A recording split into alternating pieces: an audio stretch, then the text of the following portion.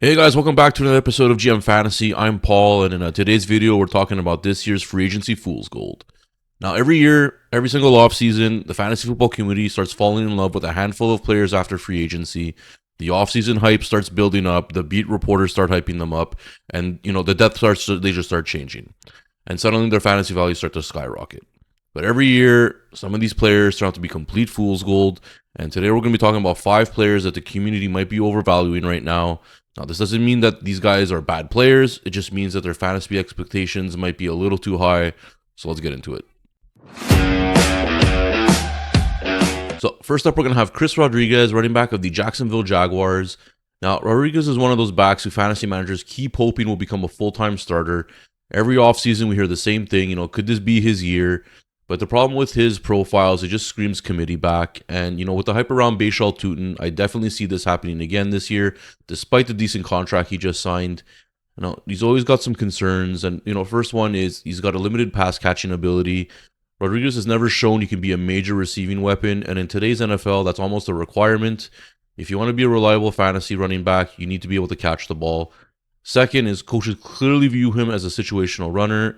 He's a physical downhill runner, which is great for short yardage and goal line work, but that doesn't always translate into consistent fantasy production. And third, teams rarely build offenses around players with his skill set anymore. The best case scenario is he's part of a 2 or 3 man backfield. LeQuint Allen might actually supplant Rodriguez by the end of the season as the number 2 back. And if that happens, you're looking at a touchdown dependent running back 3 rather than a breakout running back 2 that, fantasy managers are hoping for. So next up, we're going to have Kenneth Walker III, running back of the Kansas City Chiefs. Now, before people get angry in the comments, Walker is a fantastic real-life runner, but fantasy football isn't just about talent. It's about usage, situation, his health, and his role. And Walker has a few red flags. The first problem is his pass catching. Walker has never been a high-volume receiving back, which caps his upside in PPR formats. And when running backs aren't catching passes, it means he needs massive rushing volume to stay elite in fantasy. His second issue is his backfield competition. Teams today love rotating backs to keep them fresh, and Walker has consistently had other players involved in the offense. Rashad Smith is still on the team, so look for him to eat some of his workload. And then third, we got a boom-bust production type of situation with Walker. He can absolutely rip off a 60-yard touchdown, but that also means his fantasy weeks are going to be extremely volatile. You'll get a 25-point explosion one week and then an 8-point dud the next. And fourth is, can he stay healthy? Walker isn't known to be the most sturdiest back and has missed time due to nagging injuries. So remaining on the field, I think, will be the biggest hurdle. So just make sure you grab his backup just in case. If fantasy managers draft him expecting running back 1 production, they might end up being disappointed. So just temper your expectations. Next up, we're going to have Tyler Allgeier, running back of the Arizona Cardinals. Now, Allgeier is one of the most productive backup running backs in the NFL, and that's exactly the problem. He's too good to disappear, but he's also not the centerpiece of the offense. The Cardinals just re-signed James Conner prior to getting Allgeier, and his contract doesn't scream obvious number 1 starter running back money, so that worries me. Allgeier's saving grace will be the fact that Conner is injury-prone and might be the number 1 back by default by the midseason if Conner gets banged up. But historically, he's been used as a rotational power back, and the issues here are pretty clear. He's got limited receiving workload, he's touchdown dependent, and competing for touches with more explosive backs. So Allgeier can absolutely produce when given the volume. We've seen it before, but unless he suddenly becomes a 3-down back, it's hard to see him delivering the consistent fantasy value that people are hoping for. He's a solid real-life player, but in fantasy, he might remain a situational flex rather than a huge league winner. So next up, we're going to have Michael Pittman Jr., wide receiver of the Pittsburgh Steelers. Pittman is one of those players who always looks like he's about to take the leap into elite fantasy territory, but it never quite happens, and there's a few reasons for that. First is his lack of explosive plays. Pittman is a possession receiver. He wins with his size, his physicality, and his contested catches, but he's not big with yards after the catch or not really much of a deep threat either. That limits his weekly ceiling. And, second is going to be his touchdown production. Elite fantasy receivers usually rack up touchdowns, and Pittman's scoring totals have historically been pretty low. And third is going to be his target competition. If offenses spread the ball around or lean on the run game, Pittman's massive target share could shrink. And with Pittsburgh being in a cold weather climate, come November, they will definitely have more of an emphasis on the run game. Not to mention that DK Metcalf is there.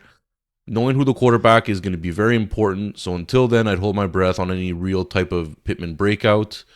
The fantasy community sometimes values him like a top 10 wide receiver, but realistically, he remains more of a safe low-end wide receiver 2 rather than a wide receiver 1. So last up, we're going to have Romeo Doubs, wide receiver of the New England Patriots. Now, Doubs is a really interesting case because every offseason the hype starts building again. People see his flashes, they remember his big games, and suddenly he's being drafted as a breakout candidate. But there are a few reasons to be cautious. First is his target competition. Most offenses rotate multiple wide receivers, and when you're sharing targets between several talented pass catchers, it's hard to become a consistent fantasy starter. The Patriots definitely subscribe to this type of team management. Second is going to be his inconsistent production. Now, Doubs tends to have big games followed by quiet stretches, as well as some big drops in key situations, and that kind of volatility can be frustrating for fantasy managers trying to set up a weekly lineup. And third is going to be his uncertain role, I guess you can say. He might be a valuable part of the offense, but it doesn't always translate into elite fantasy usage. So while Doubs can absolutely have huge spike weeks, expecting a full season breakout might be very optimistic. I think it's telling that the Packers didn't even offer him a contract. They were ready to move on without thinking twice. So those are 5 players that could end up being this year's free agency fool's gold. Again, this doesn't mean that they're bad players. It just means that the fantasy expectations might be too high compared to the actual role or situation they're in. But now I want to hear from you guys. Which players do you think the fantasy community is overhyping the most this offseason? Drop it in the comments below. If you guys are enjoying the content, please do me a huge favor. Like the video, subscribe to the channel, drop some comments.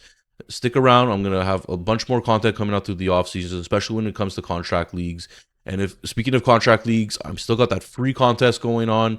It's a free $50 entry plus the activation fee. Super simple to enter. All you got to do is like the video, subscribe to the channel, put the word subscribed in the comments section. After that, you're going to send a screenshot of that to me either on my Gmail account or my X account. I'll get back to you, letting you know you've been entered into the contest. And then we will have a draw on August 1st to determine the lucky winner. And guys, if we get to 1,000 subscribers by August 1st, I will sponsor an entire league. So that means we'll have 9 lucky winners, plus myself in a 10-man league. So don't miss your chance, guys, and I'll see you guys in the next one. Cheers.